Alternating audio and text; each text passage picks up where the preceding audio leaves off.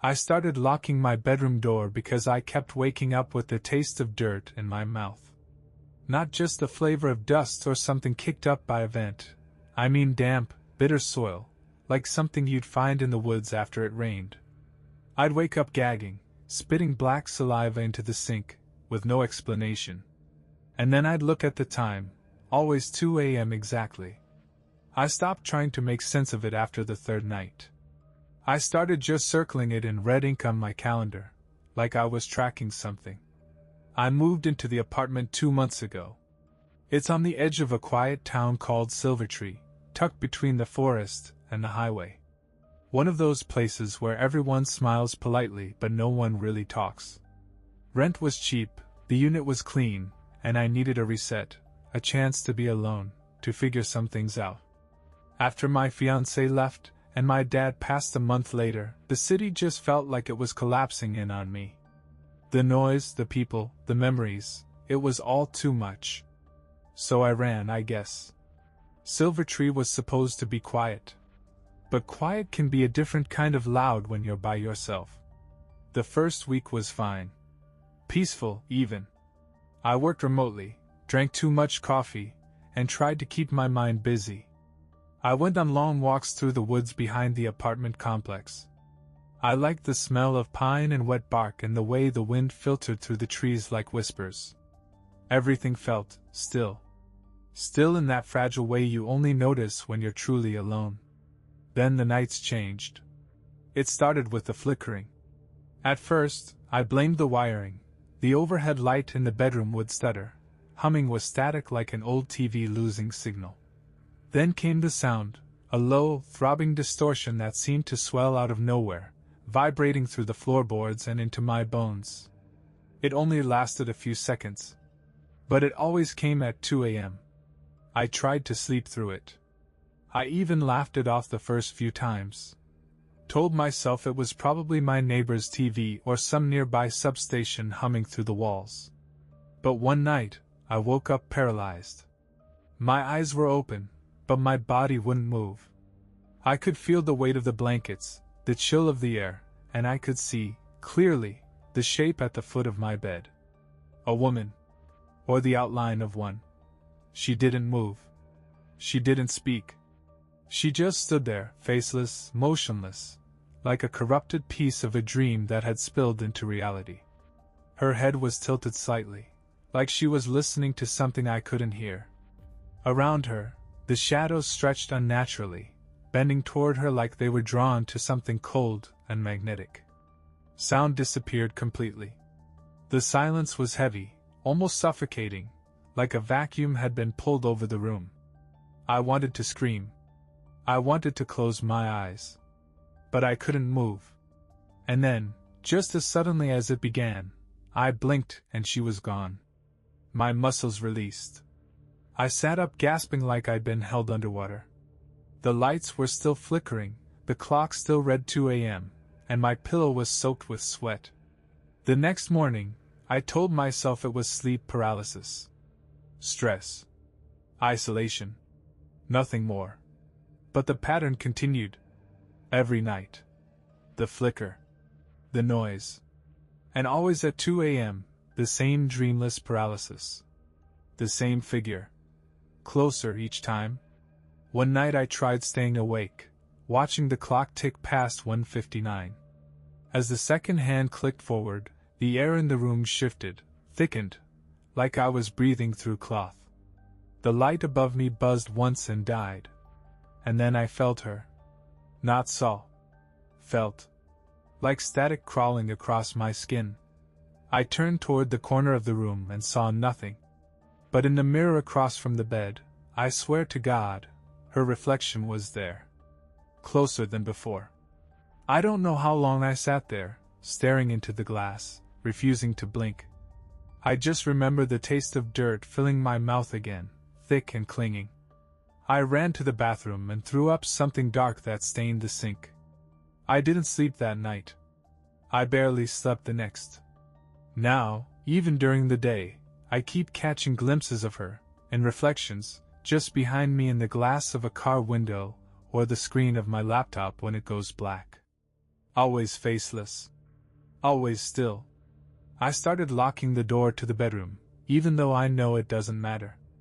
I leave every light on at night. I sleep with the TV on static because silence makes it worse. I haven't told anyone. Who would believe me? I don't know if this is a haunting, or if my mind finally cracked. But every night she's closer. And I haven't made it past 2:03 a.m. in over 2 weeks. I started recording myself while I slept, not out of curiosity, but desperation.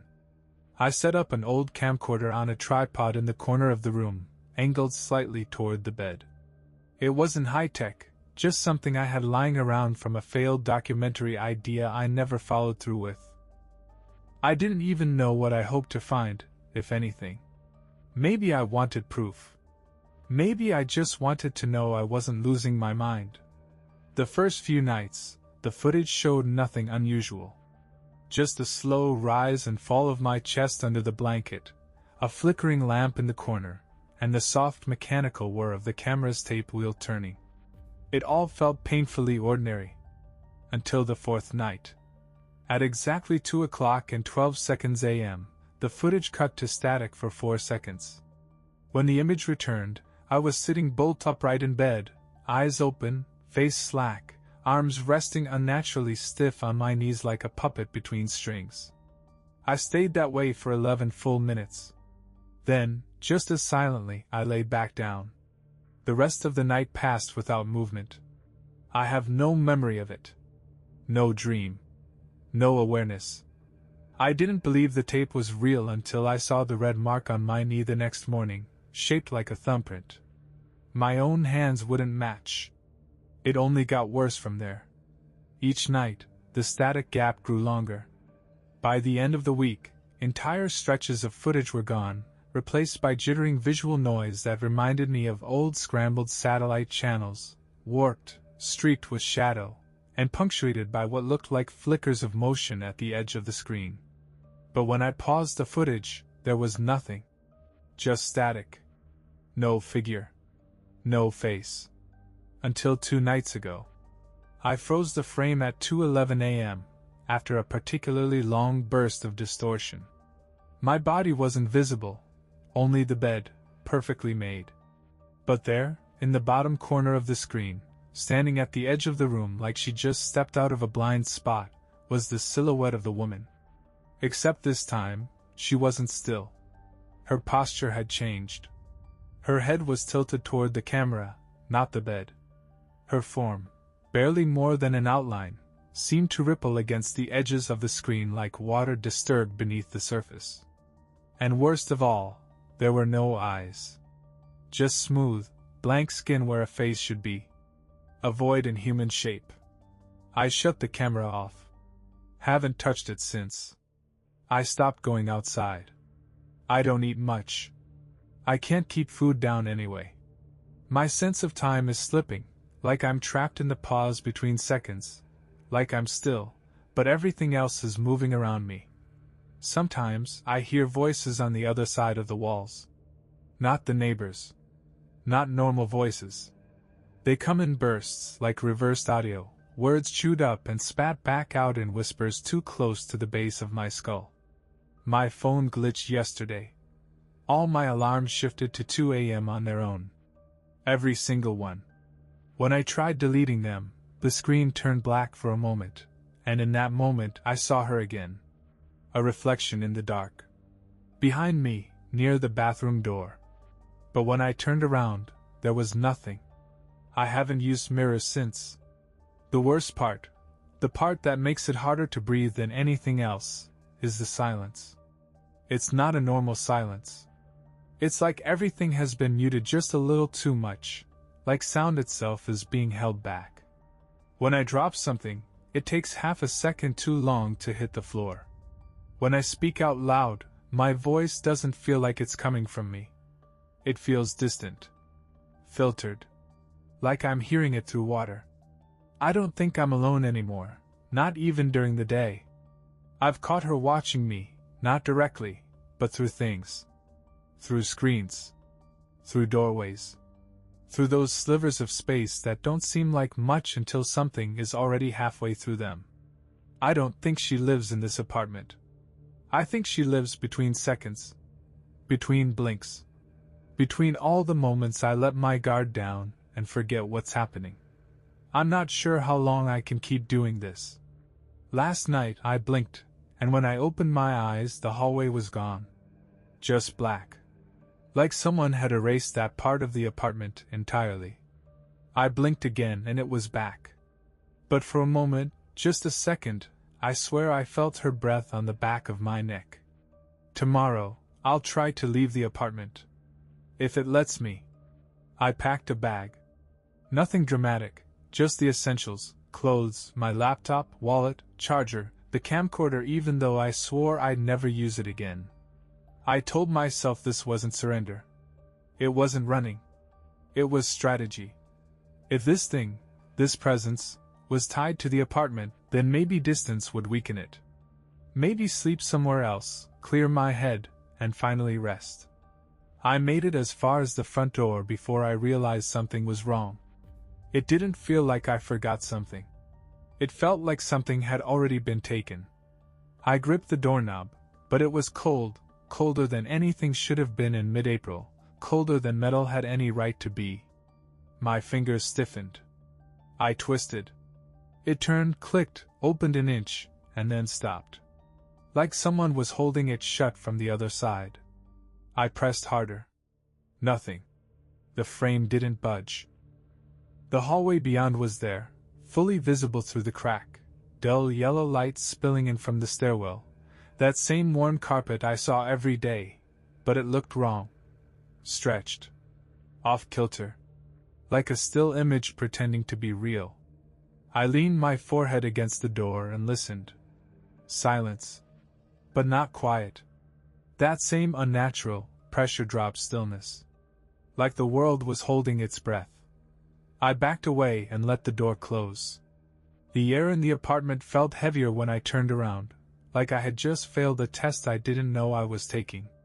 I stood in the living room, suitcase still in hand, and realized something even worse than the door refusing to open. The shadows had moved. There's a small bookshelf next to my TV. One of those cheap pressed wood ones from a box store. It's always cast a narrow little shadow across the carpet from the lamp on the end table beside it. But now the shadow bent away from the lamp. Not across the floor, up the wall, like it was reaching for the ceiling. Like it was avoiding the light entirely. I set the bag down slowly. Sat on the edge of the couch. Watched. The apartment no longer felt like a structure. It felt like a throat, tightening slowly, waiting for me to exhale. That night, 2 a.m., I didn't bother locking the bedroom door. I don't know if I was numb, or just tired. Maybe both. I lay there in bed staring at the ceiling, not blinking, not moving, waiting for the flicker. The static buzz came on cue, soft at first, like an insect in the wall, then louder, swelling, distorting. The light above me pulsed once and then cut out. The room bled into grayscale. And there she was. I didn't see her enter. She never moves when I'm watching. But she was at the foot of my bed again, closer than ever before.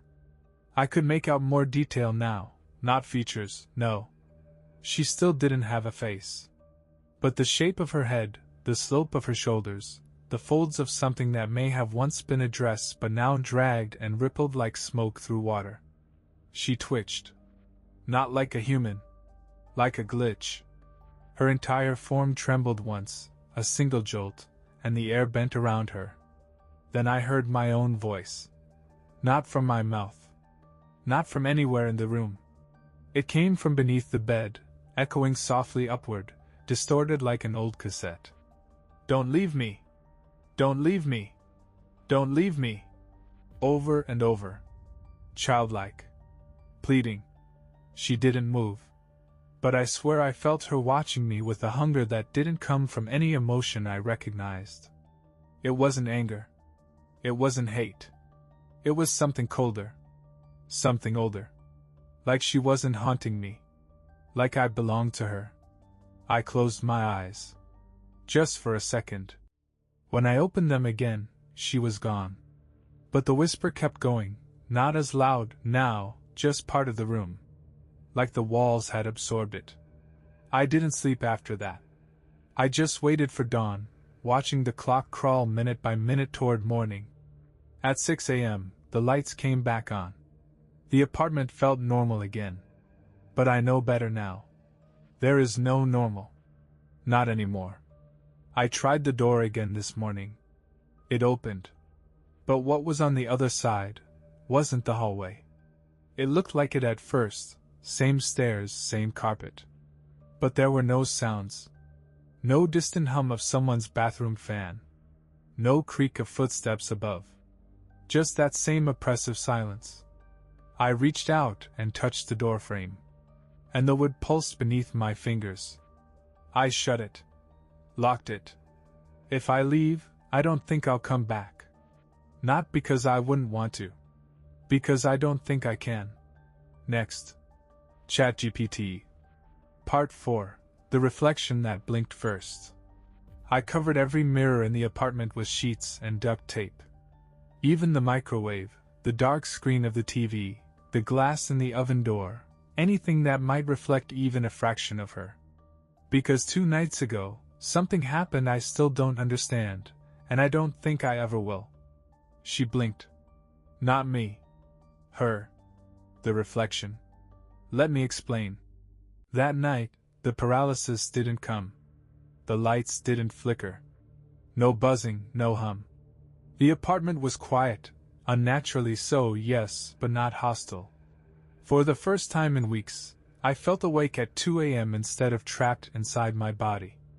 I lay there sweating, every nerve on high alert, waiting for her. But she didn't show. Or so I thought.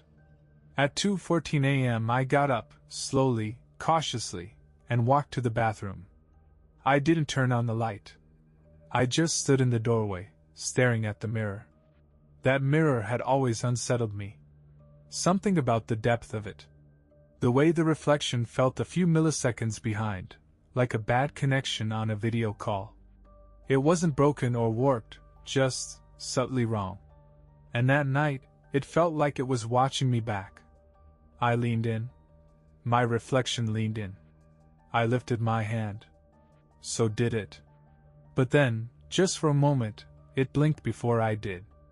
I stepped back so fast I knocked over the laundry basket beside the sink. My heart was slamming, ears ringing. I stared into the mirror again, afraid to move, afraid not to. My reflection stared back, still and calm. But something had changed. There was no longer any delay. No hesitation in its movements. It matched me perfectly. Too perfectly. And then it smiled.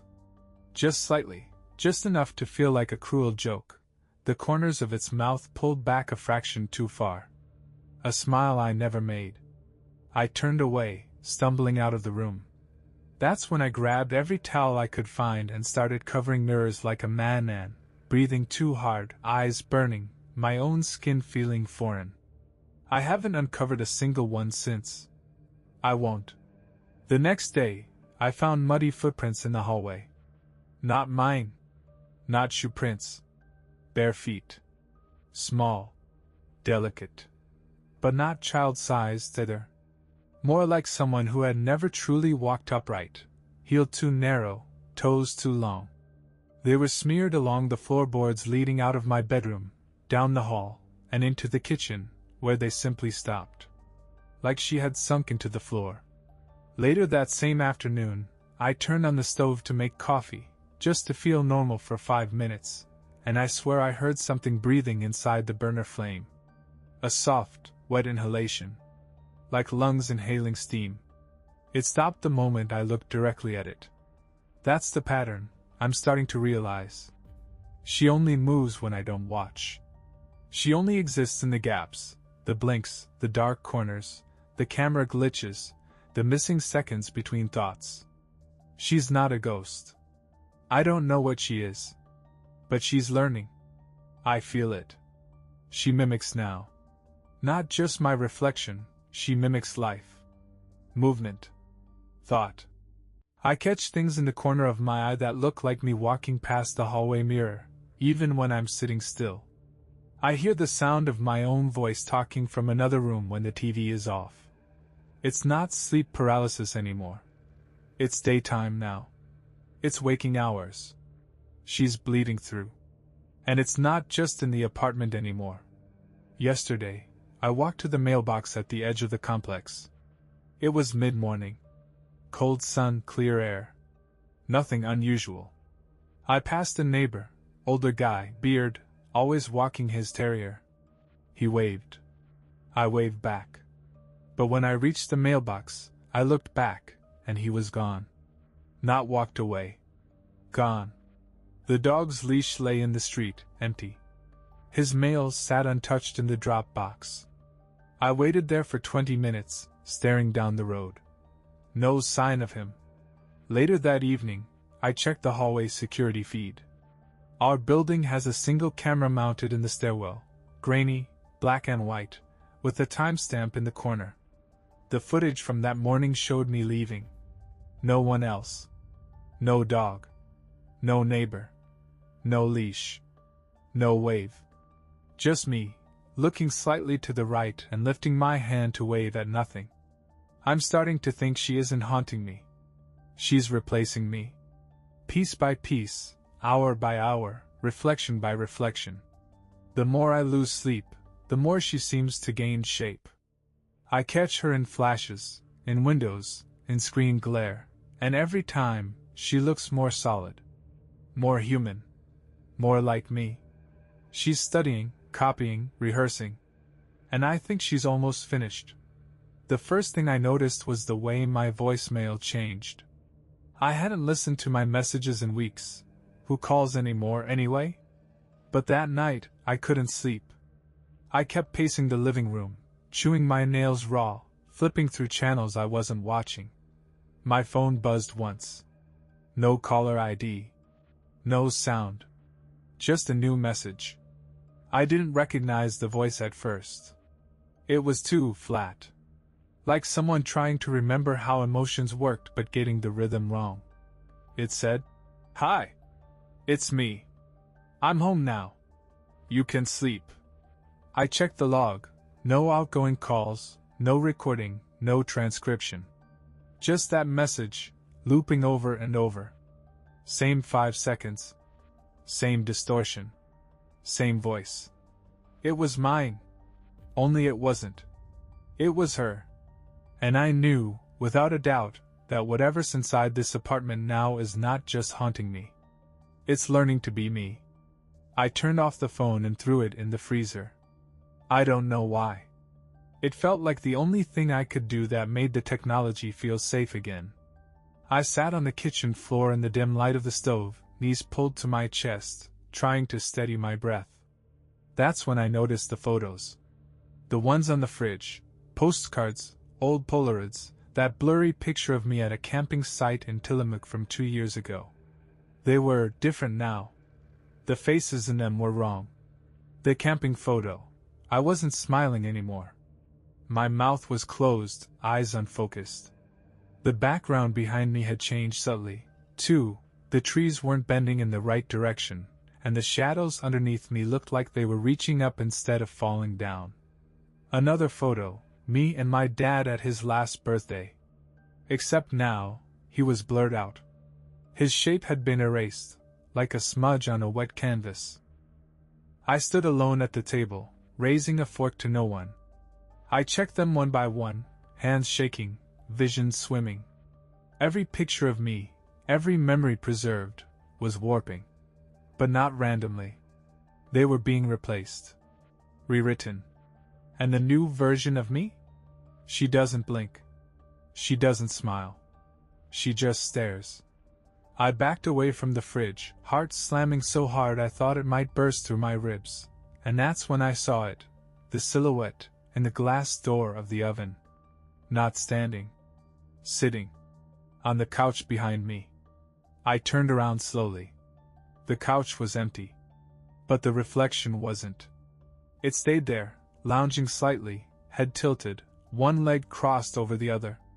Exactly how I sit when I'm distracted. It raised its hand, slowly, lazily, and waved at me.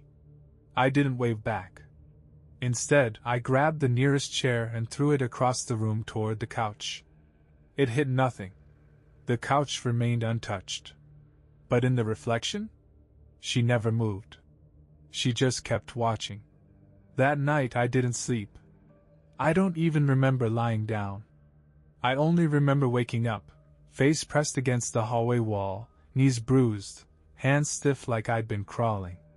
There were long, smeared finger marks leading down the wall toward the bathroom. I followed them. The door was open, light off, mirror still covered. But the sheet was moving. Just slightly, like a breeze from inside the glass was pushing it outward. I didn't touch it. I closed the door, slowly, and placed the heaviest chair I had in front of it. That should have made me feel better. It didn't. Because I already knew the truth. She doesn't need mirrors anymore. She's here. In the apartment. In the walls. In the space between my breaths. Every time I blink, I feel her pulling forward, closer, stronger. Like she's stepping into a skin that was once mine. And last night, as I passed by the black screen of my dead TV, I saw her. Standing in my clothes. Wearing my face. Not imitating it. Wearing it. But it wasn't right. It looked like a wax figure of me that had been left too close to a heat source. The cheeks sagged too low. The eyes were just slightly too far apart. The smile was split just a bit too wide, like she hadn't mastered the muscles yet. She stood with her arms at her sides, tilting her head from one shoulder to the other like she was testing how the neck felt. Her jaw twitched, once, then again, like something clicking into place. And then she mouthed something. I couldn't hear it. But I knew what it was. I felt it, deep in my own bones. I'm almost ready. I don't know what she's preparing for. I don't know what happens when she's finished.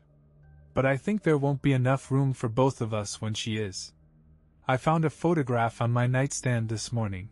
One I didn't take, didn't frame, and have no memory of ever owning. It was old-looking, not in condition but in tone. Slightly yellowed. The kind of photograph you'd find in the back of a drawer in a stranger's house.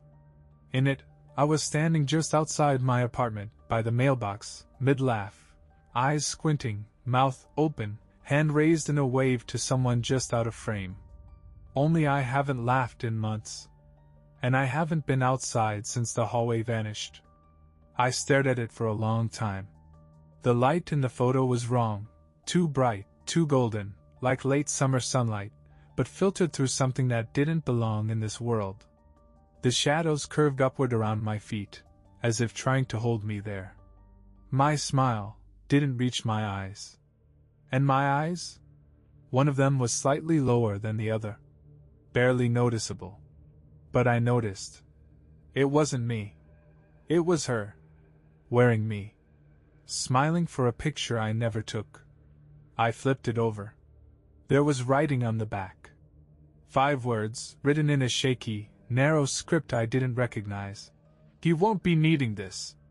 That was this morning. Now it's night. And I'm afraid to move. Because the apartment has stopped pretending. There's a room here that shouldn't exist.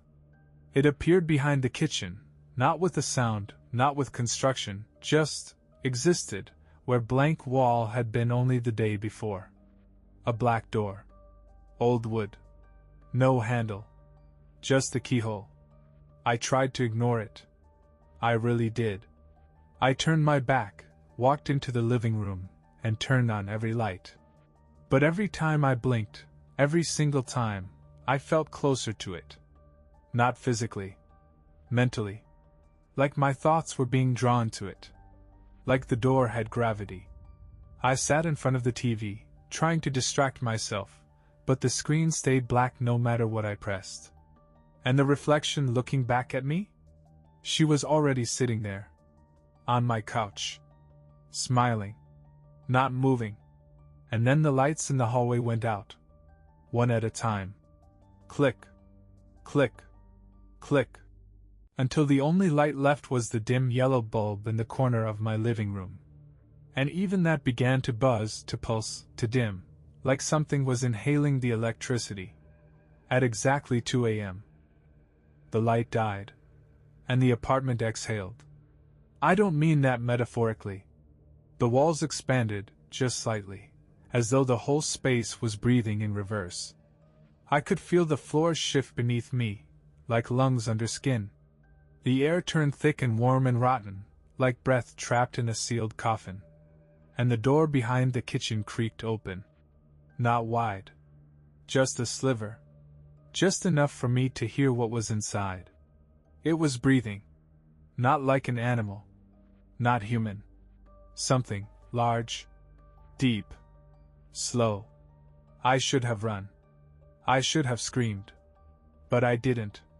Because I was still staring at the couch. And she wasn't sitting there anymore. She was standing behind me. I didn't see her move.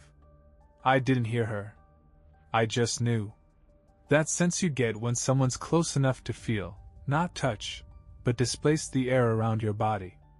I felt her cold presence press into the skin between my shoulder blades. And then, gently, she leaned close. She whispered. Except no sound came.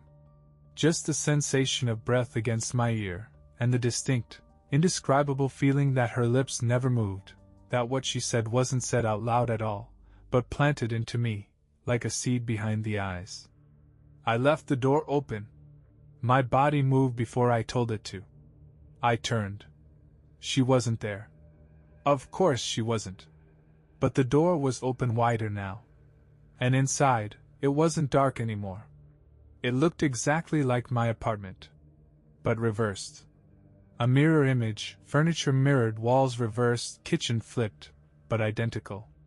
A perfect copy. Except this one pulsed with a soft, golden light that didn't seem to come from anywhere at all. And I was standing in it. Not me. Her. She smiled. She didn't wave. She didn't speak. She just raised one hand, tilted her head to the exact same angle I always do when I'm thinking, and beckoned. I slammed the door. It didn't help. Because now, every wall in the apartment feels thin. Too thin.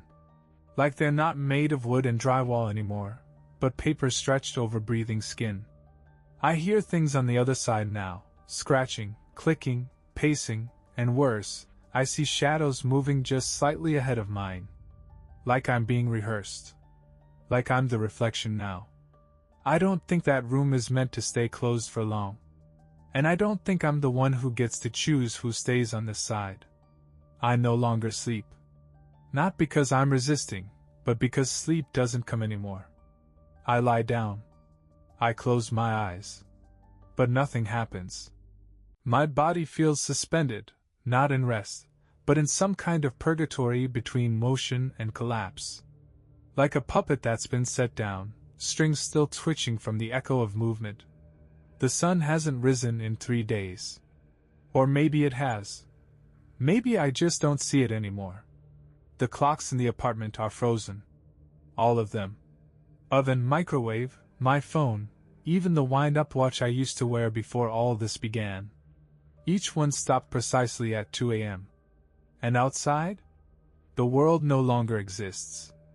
I opened the blinds yesterday, expecting to see the parking lot, the tree line, the rusted-out mailbox still leaning a little too far to one side. What I saw instead was nothing. A blank, swirling dark, not black, but colorless, like ink diluted in oil. Things move in it. Shapes. Some large.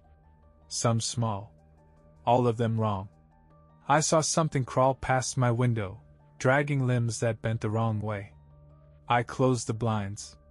They didn't stay closed. This morning, or night, or whatever it is now, I found the mirror in the bathroom completely uncovered. The sheet was crumpled on the floor, duct tape curled up like dead skin. And in the glass? She wasn't there. I was. But it wasn't me. It looked like me, exactly. Hair, posture, clothing, even the scar on my left forearm from when I fell through a fence as a kid. But it didn't move like me. It just stood there, perfectly still, as I raised my hand to cover my mouth, as I backed away. The reflection smiled. Then it blinked once, and then it kept smiling. I shattered the mirror with a chair. Glass went everywhere, floor, sink, under the door. But the reflection didn't break. It stayed whole. The surface of the mirror bled slightly, a shimmering ripple, like it had turned liquid for a moment, then hardened again. The image remained.